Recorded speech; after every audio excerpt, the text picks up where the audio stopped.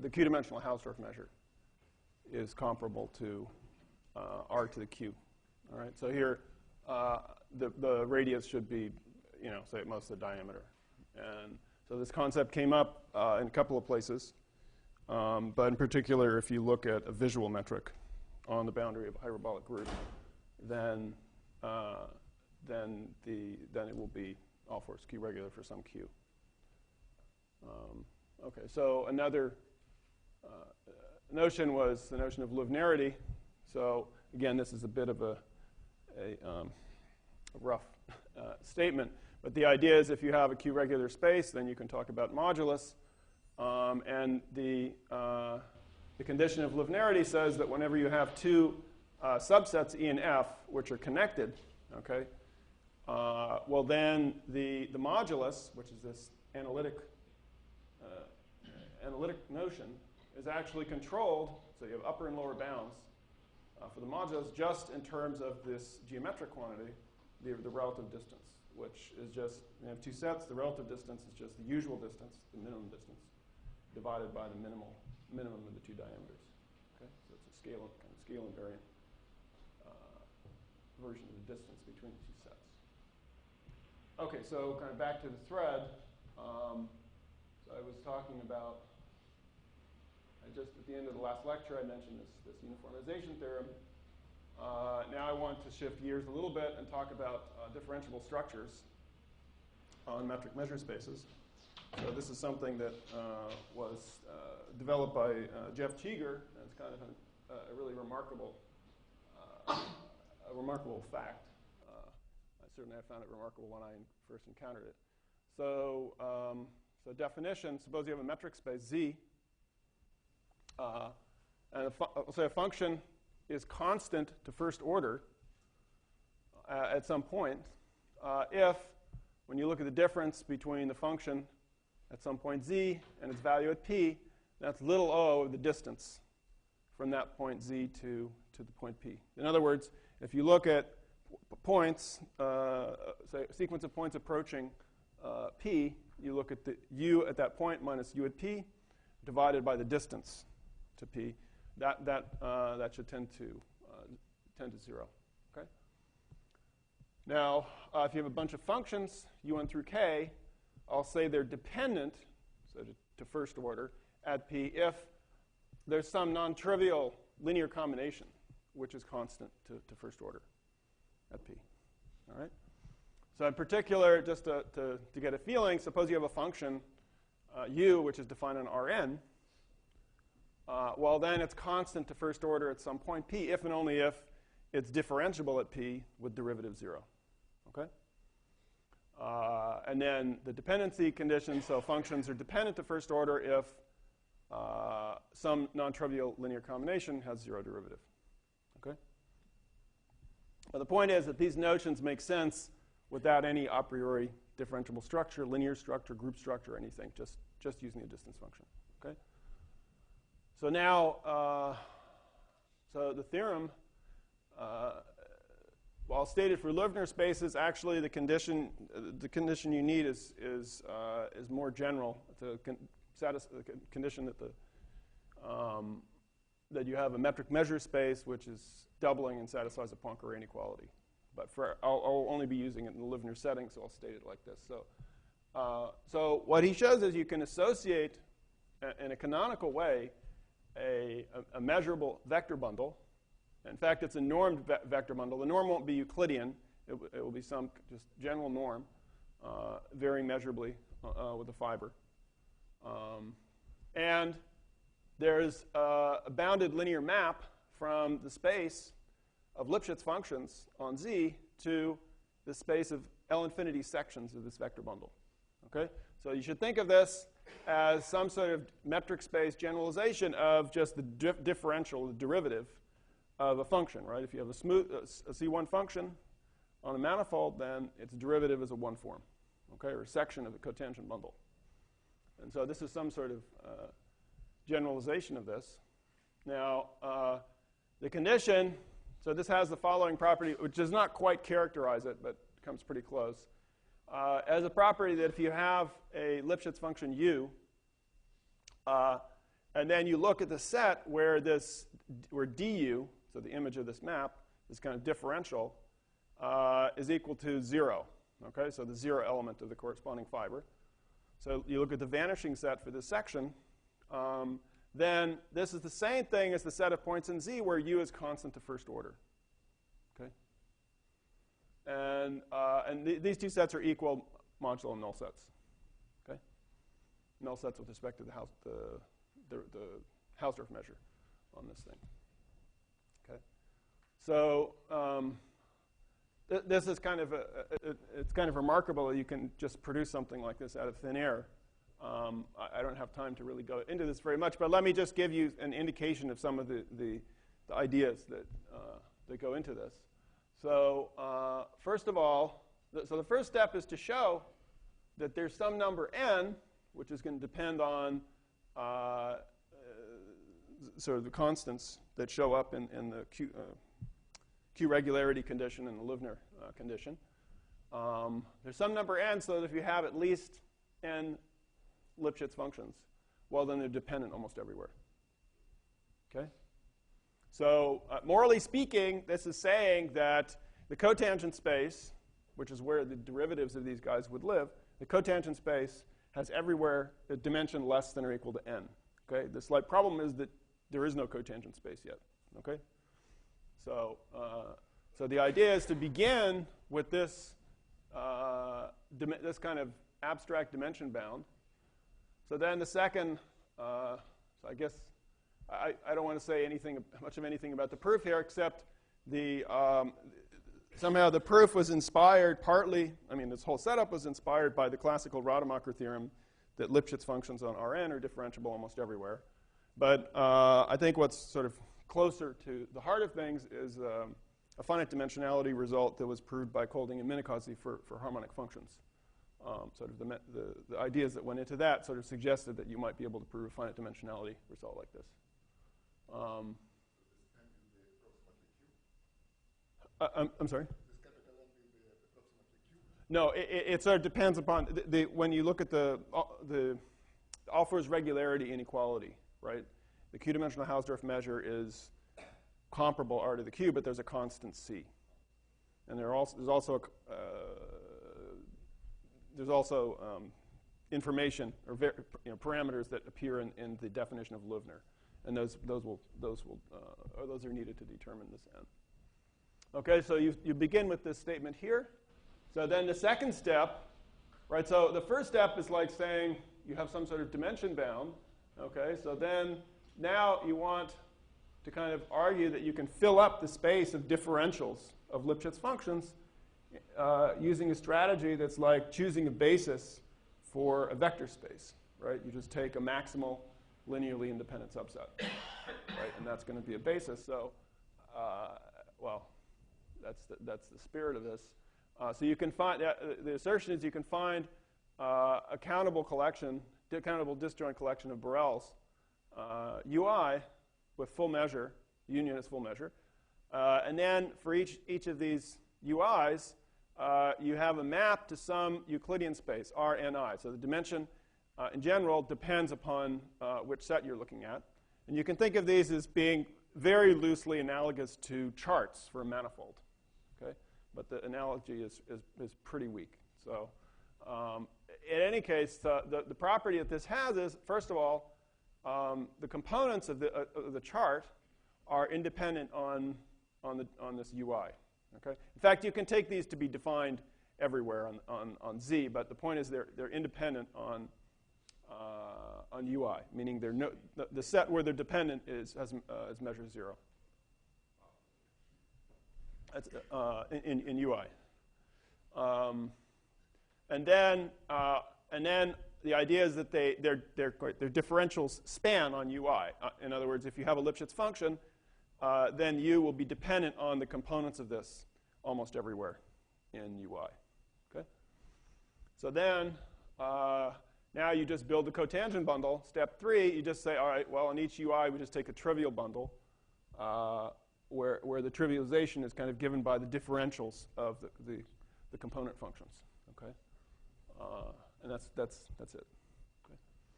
So So in particular, you can see if you have a bi-Lipschitz homeomorphism from this Löwner space to another Löwner, Q Löwner space, that will preserve preserve the measure class. I mean, it will distort the Q-dimensional Hausdorff measure by a control factor.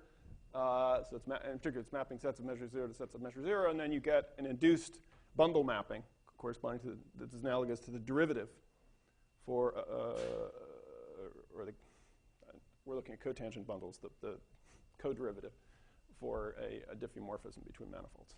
Okay, and more generally, so if you combine this setup with some of the facts that I mentioned earlier about quasi-Möbius homeomorphisms, then you find that if you have a quasi-Möbius homeomorphism between two Löwner spaces, then there's a canonical bundle map, which is a measurable bundle isomorphism between these cotangent bundles. Okay. The dimensions are constant on each UI. Connected component. No, this is just a measurable kind of structure. So the connect, yeah. Now, what were those UIs? The UIs, well, they sort of pop out of some selection argument. So in this general setting, there isn't a great deal of control. Yeah, you just pick one up, and then you try to pick up another function which sort of fills up more of the cotangent space, which you don't quite have yet. Okay. Yeah, I mean you can have. I mean certainly there could be infinitely many of these. No, the n is bounded by that dimension, the dimension bound that we had before, capital N. From before. Okay, so I don't think that top line was there yesterday, right? It just appeared. I don't know. Anyway, I'll read it. You can. So now I want to mention two sample applications of this setup that I've been discussing. So theorem of Bourdon-Pajot and the general case G. Suppose you x and x prime are Fuchsian buildings. So these are sometimes known as hyperbolic buildings. Again, these I've alluded to these before. These are, if you like, they're two complexes. They're polygonal two complexes where each face is isometric to a hyperbolic polygon. Okay. And it has the property that any 2 points in the complex are contained in a subcomplex isometric to the hyperbolic plane. Okay, so this thing is kind of ruled by hyperbolic planes in all directions. So this is a sort of hyperbolic version of what you also have. You also have spherical buildings or affine buildings. In any case, the assertion is that if you have a quasi-isometry, then it's at bounded distance from an isometry. So there's an isometry F1, so the sup distance is finite. Okay? And the proof involves looking at the induced boundary homeomorphism, which is quasi-Möbius, and then doing a lot of work. But it's sort of in this general framework. Another application is the following. So suppose you have a hyperbolic group. So if you have a hyperbolic group, then you have a boundary at infinity. Just take any Cayley graph and look at the visual the boundary for that particular Cayley graph with a visual metric. And suppose that boundary is quasi-Möbius homeomorphic to some Löwner space Z. Okay. So then the group hyperbolic group G acts on itself by left translation, and that's an isometric action. And so you have an induced action of the group. You take the boundary of that action. You have an induced action of the group on its own boundary. Okay, and that action will be uniformly quasi-Möbius. So now you just take the quasi-Möbius homeomorphism, which we're assuming exists from boundary G to Z, and you conjugate that action of G on its boundary to a uniformly quasi-Möbius action of G on this Löwner space Z. Okay. So then you can find a bounded measurable G-invariant conformal structure on this cotangent bundle. Okay. So this is really just what I would call Sullivan's lemma.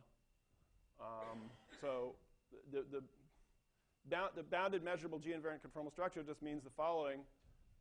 You can think of it as choosing a measurably varying Riemannian metric on the cotangent bundle in such a way that on each fiber it's uniformly comparable to the given norm that this thing comes with. Okay, so and yeah, so there's kind of a center of mass construction that Dennis came up with, which allows you to find something which is G invariant in the sense that each element of G, it's acting by a quasi-Möbius homeomorphism, and when you push forward the conformal structure, right, you get the same conformal structure.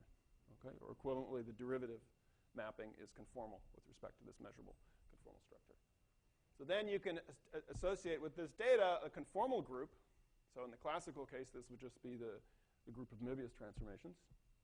So you get a conformal group, I'll call conf C. It's a group of quasi-Möbius homeomorphisms, so self-homeomorphisms, which preserve this C. And this uses, again, a lot of the setup. That group is actually uniformly quasi-Möbius, although maybe it doesn't sound so surprising since we're looking at something which is conformal. I mean, elements which are conformal. And so now, in this framework, you have a setup where you can make sense of Mostow rigidity. We started with this hyperbolic group G, and out of thin air, we produced this kind of supergroup, this enlarged group.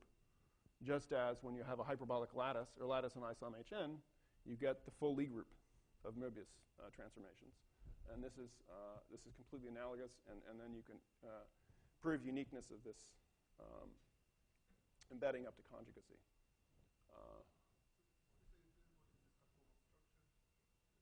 So it's just, think of it's just the exact analog of a conformal structure, let's say a bounded measurable conformal structure in the classical case, right? So it's an assignment on each tangent space of a conformal structure, okay, or of an inner product up to scale. Right, but there are two conditions. First, it has to vary measurably, and second, it has to have controlled eccentricity relative to the shape of the given norm on the disk.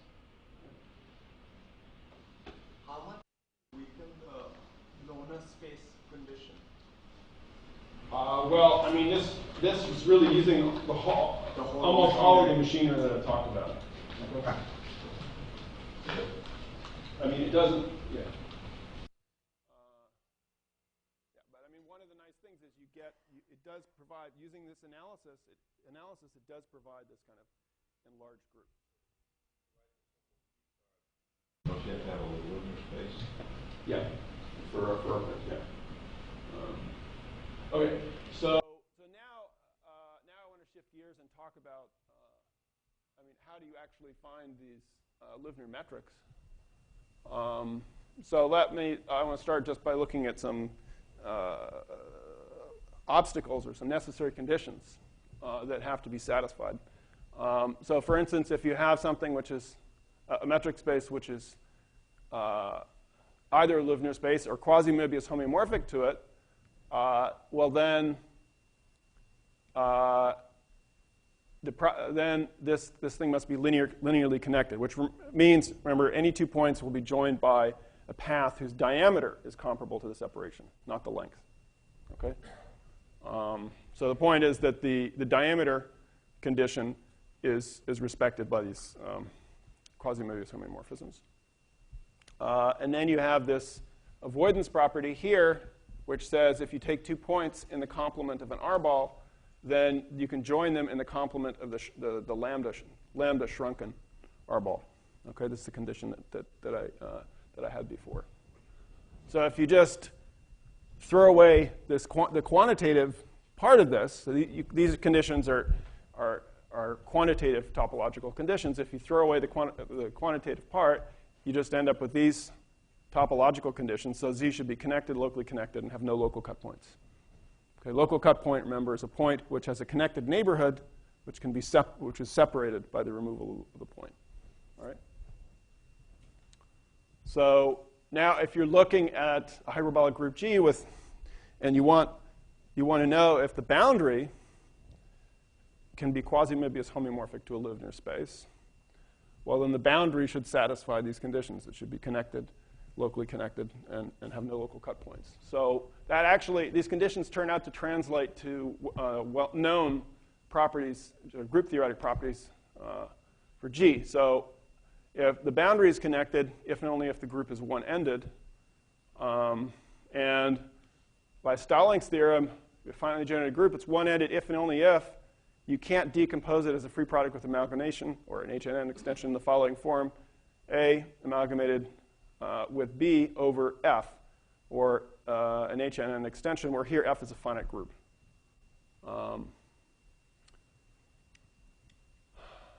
And so if the boundary is connected, there's deep theorem. So this is work that was initiated by Besvin and Mess, completed by Bowditch and Swarup, which implies that if the boundary is connected, then actually it's locally connected. Okay, so this was involved the resolution of what was known as the cut point conjecture for hyperbolic groups. Now let's suppose the boundary is connected.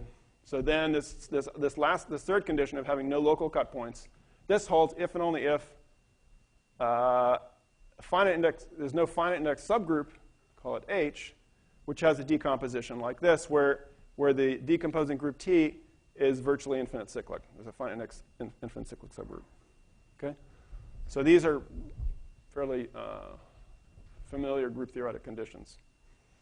So in brief, the boundary will satisfy the three conditions if and only if it doesn't virtually split over a virtually cyclic group. So virtually means has a finite index subgroup, and then this sort of combines these two cases. Being finite or having a finite index infinite cyclic subgroup is the same thing as having a finite index cyclic subgroup. So these topological obstructions can be avoided in many groups. There are tons of examples where these conditions hold. So now I want to look elsewhere for necessary conditions. And I'll be looking at some more analytical conditions. So let's suppose we have a compact Q-regular metric space. So it's a theorem of Mario Bonk and Jeremy Tyson says that if the collection, so you look at the collection of paths in Z, so non-trivial paths, non-constant paths, and suppose that the modulus of that curve family is positive. Okay? So this is essentially, you could abbreviate this by just saying, suppose Q modulus isn't just completely degenerate for this all first Q regular space. That's right. It's saying that no, right. So that's the modulus as you look at a Rho measurable function rho, such that every curve has right. This is one point. You have to do that for all non-constant paths. Well, so you can look at. Well, the point is that I'm just asking that it's positive, right? So you could look at you could filter the curves by the length, since I'm looking at non-constant diameter rather. So it's really enough to say that you just need to do it for curves which have at least a fixed diameter by sort of countable subadditivity. Okay, so then it seems a little more plausible. Okay.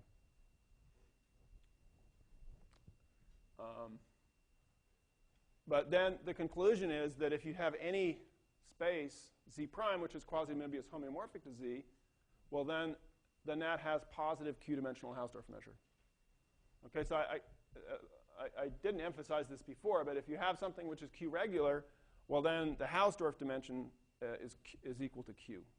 All right. So what we're saying is, so it says that if you look at a quasi-Möbius image of Z, then it has positive Q-dimensional Hausdorff measure. Okay? In particular, it's impossible to find something quasi-Möbius homeomorphic to Z which has Hausdorff dimension smaller than Q. Okay? So in particular, a corollary of this is if you have a Q Löwner space and a Q prime Löwner space, if they're quasi-Möbius homeomorphic, then Q equals Q prime. right? Because each of them sort of minimizes the Hausdorff dimension. And if you combine that with what I said before, this tells you that the measure class of Q-dimensional Hausdorff measure is actually canonical in this quasi-Möbius class. Before I said this, but subject to the condition that a priori the exponent was the same. You had a Q regular, Z was Q regular, and Z prime is Q regular. But this is automatic by their theorem. So Z prime can happen in the Hausdorff measure?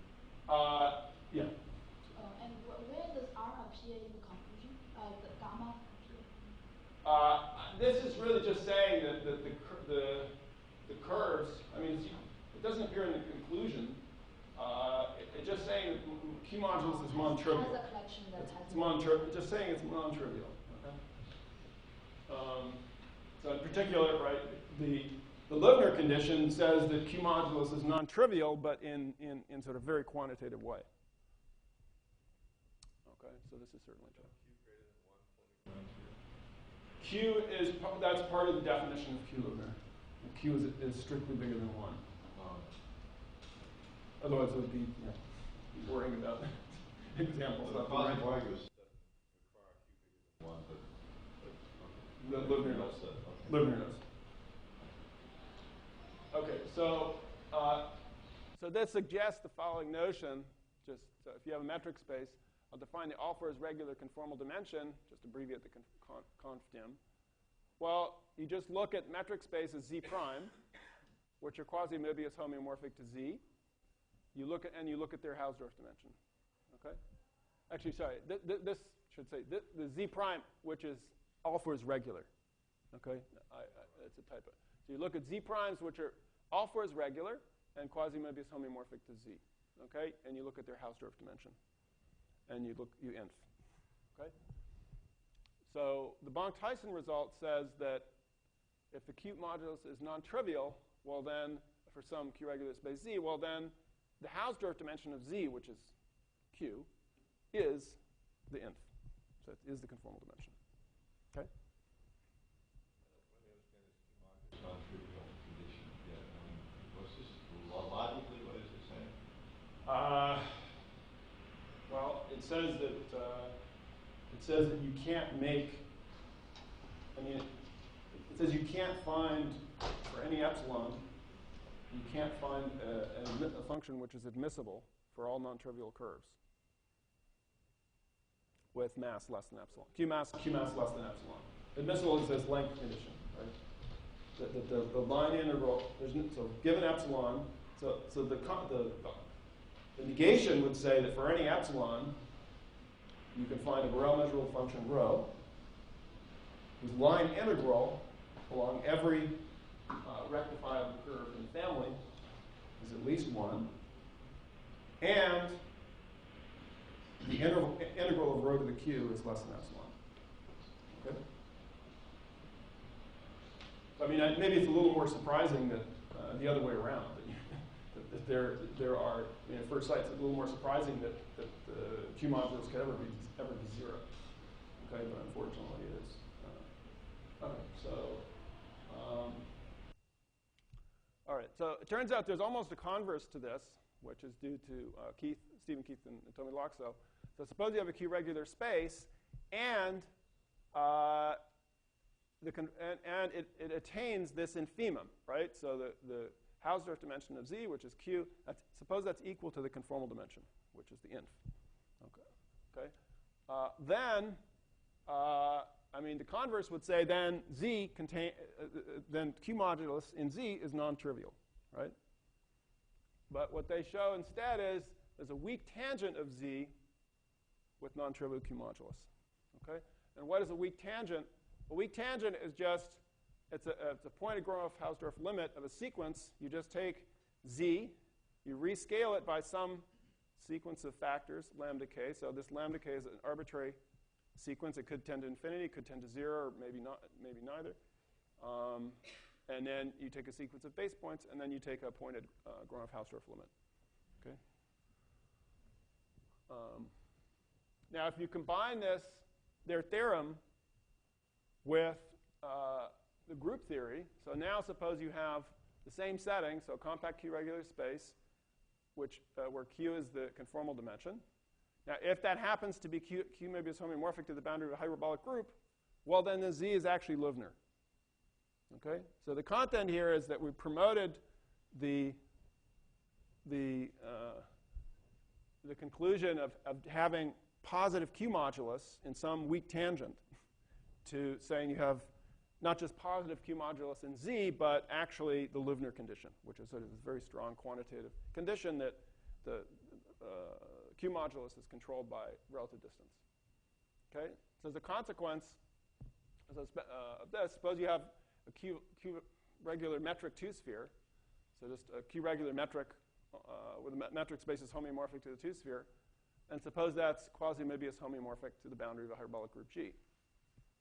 So if this metric realizes the conformal dimension, then Z is quasi-Möbius homeomorphic to the two-sphere, and the group G acts discretely co-compactly isometrically on H3.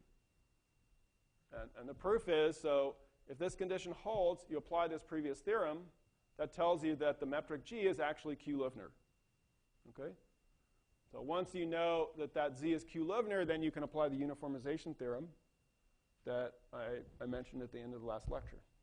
Okay? Now you know that your Z is quasi-Möbius to the standard two-sphere, and then you can appeal to, well, a result that Mario mentioned in his lecture that tells you you have such an action.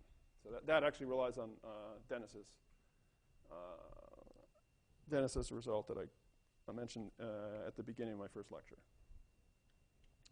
Okay, so now I want to discuss sort of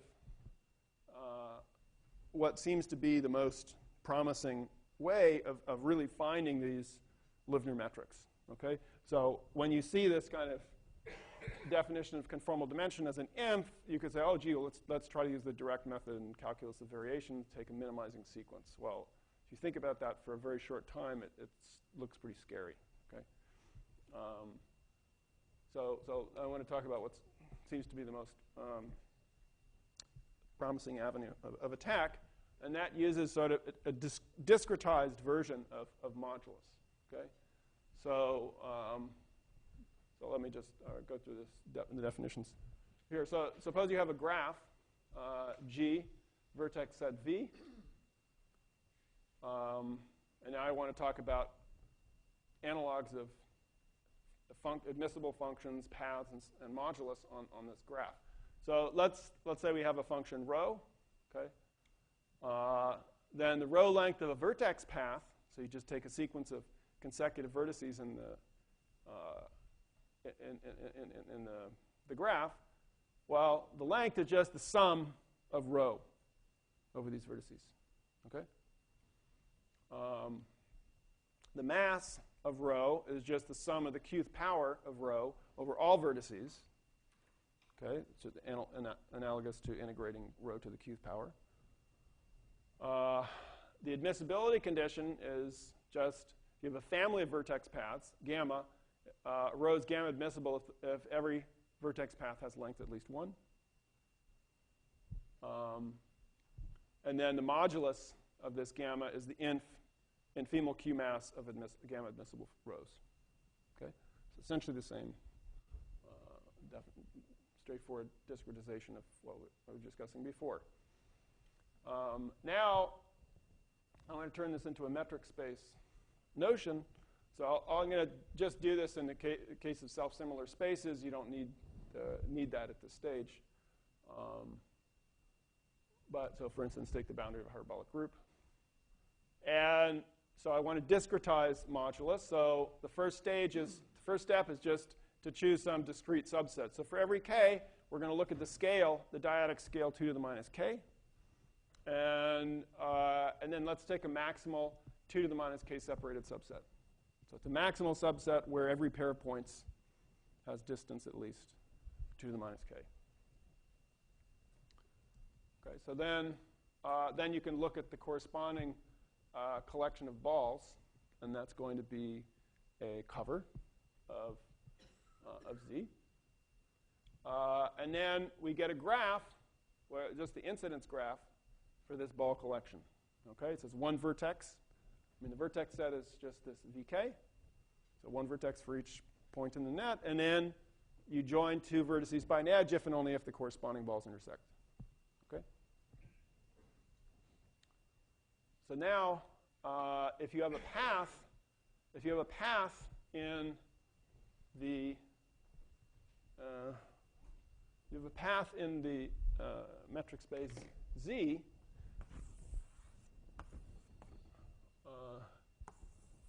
right? Then you can get a vertex path by just looking at the balls in this ball collection, which intersect the image of the path. Okay. And I mean, it doesn't. In fact, the ordering isn't so critical here. It's just probably the only thing you need is that it's the set of vertices defines a connected set. But in any case, for every path, you get a vertex path.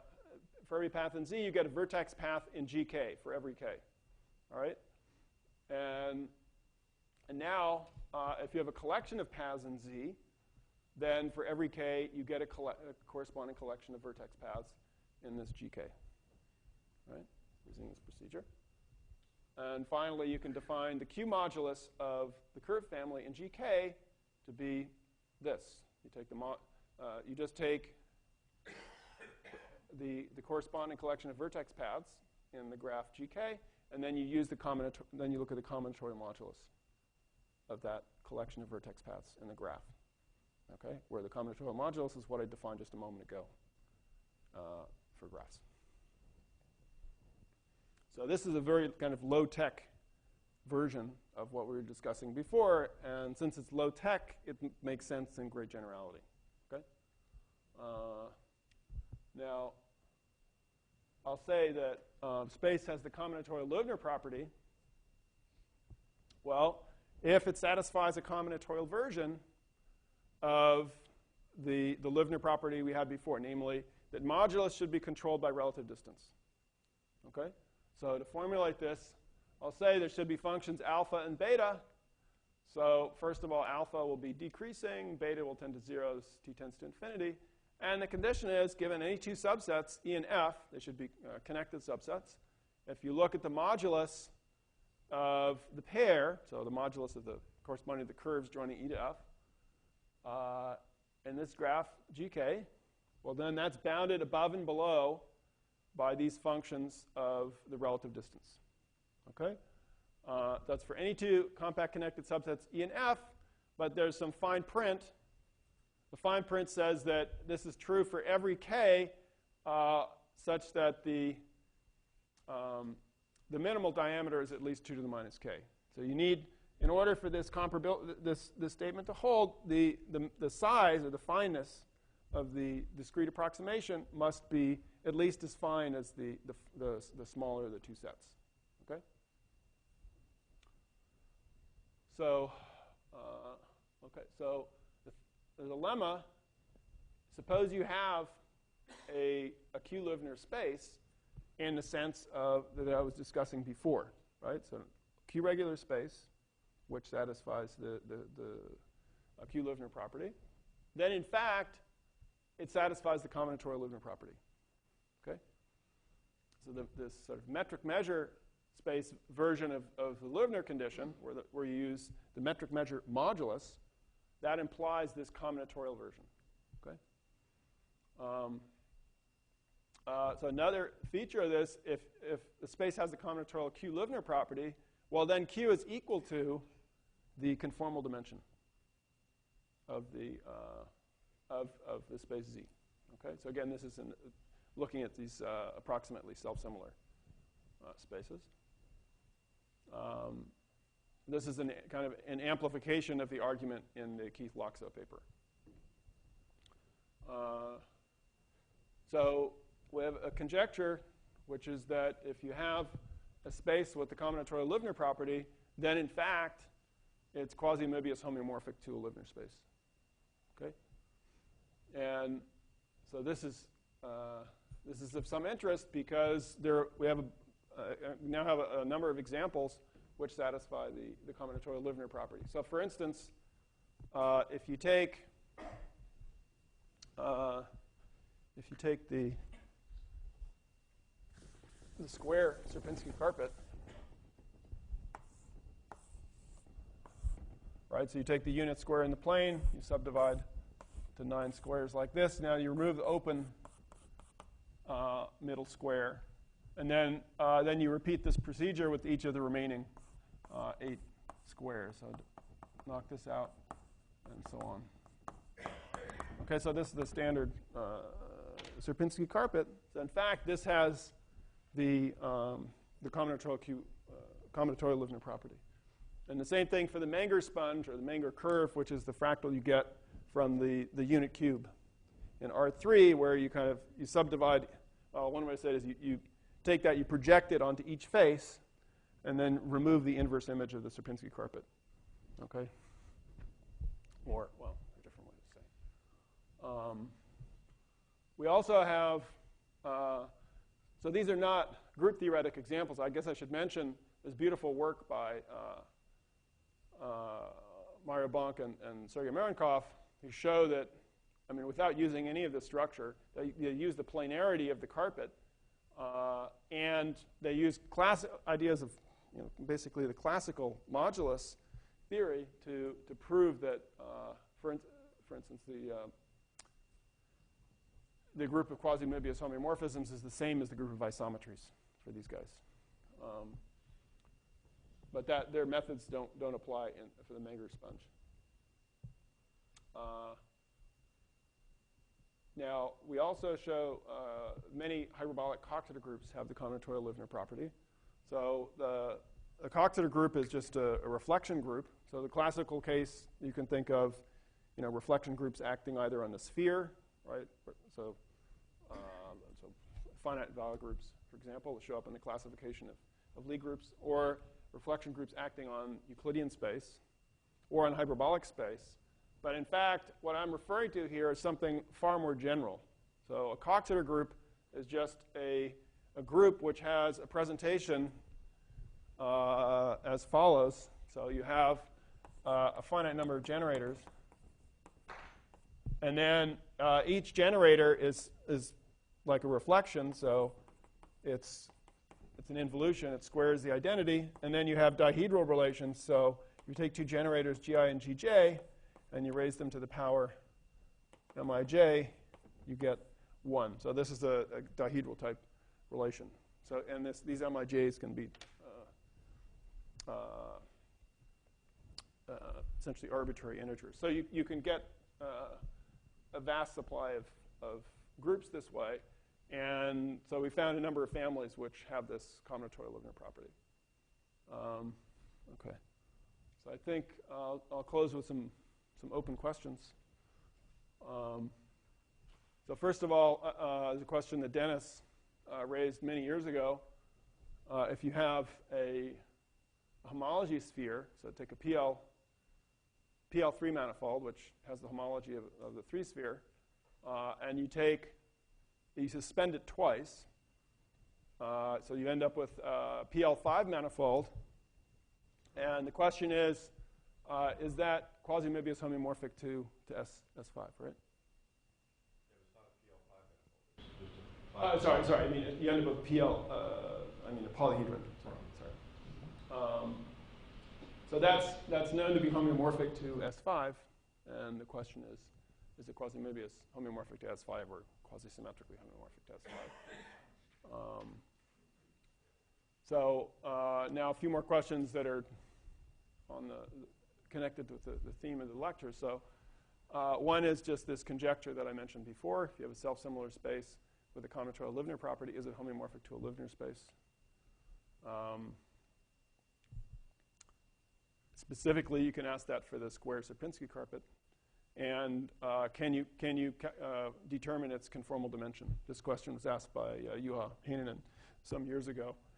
It's strictly smaller than the Hausdorff dimension of the square carpet.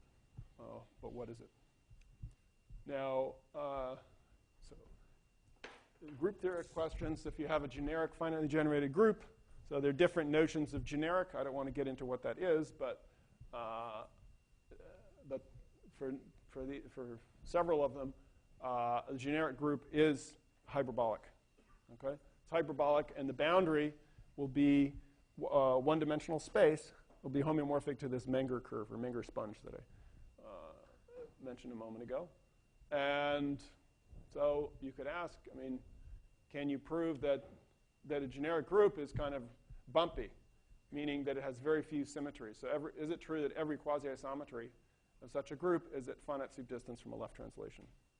And it seems that the only way of approaching this kind of question is to use the kind of theory that I've been talking about. Or, I mean, there are zillions of examples, but just to mention something specific, suppose you take a Gromov-Thurston manifold. So these were manifolds starting in dimension 4, where they're closed manifolds, and they can be chosen to have, for given epsilon, you can choose them to have, you can find a Gromov-Thurston manifold where the sectional curvature is pinched between -1 and -1 minus epsilon. Okay?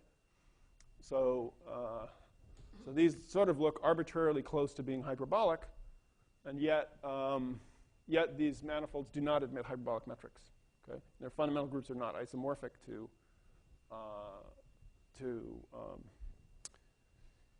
co-compact subgroups of isom Hn. In any case, you can ask the same kind of thing. Is it true that every quasi-isometry the universal cover is at finite soup distance from a deck transformation? Okay? So I'll stop there.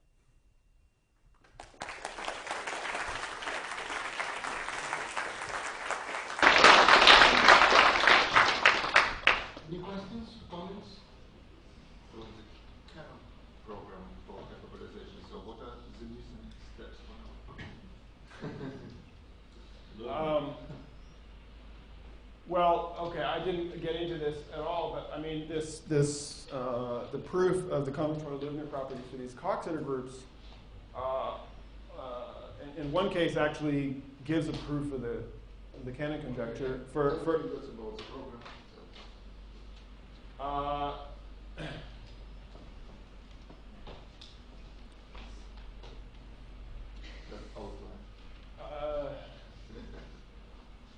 well, okay, so the first step is something that there's a necessary and sufficient condition for a two-sphere to be quasi-Möbius homeomorphic to the standard two-sphere, which, I mean, there are several different conditions that Mari and I came up with some years ago, which boil down to getting uniform estimates on modulus.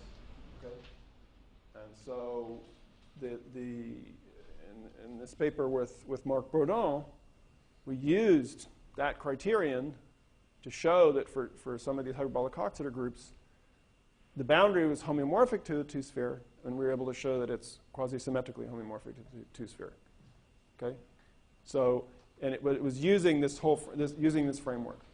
And in a few words, to say what was going on, what came into play was understanding what happens when you take a curve in the boundary, and then you apply group elements to that curve. Okay? So you get a bunch of images of that curve, and then you look at what can happen when you try to form chains of those curves and the behavior of these chains. So that somehow it turns out that you see some particular structure at infinity that emerges from doing this kind of operation. So I would say it's sort of the dynamics of curves how curves are moved around by the group at infinity and how they cross one another. So that's I mean, I'm just trying to say a few words, and that's kind of probably the best I can do. So the estimate is modulate is only step which is missing. Yeah, well, that's you could say that was the only step that was missing 10 years ago. But there's a specific scheme that that one can try to implement for doing this, and that's suggested by these examples. More questions? So in the Bonk-Tyson result, is the compactness again just for convenience, or? And then there's a Kleiner Bonk 2 slides down. Is compactness also convenience there, or is it really necessary? So the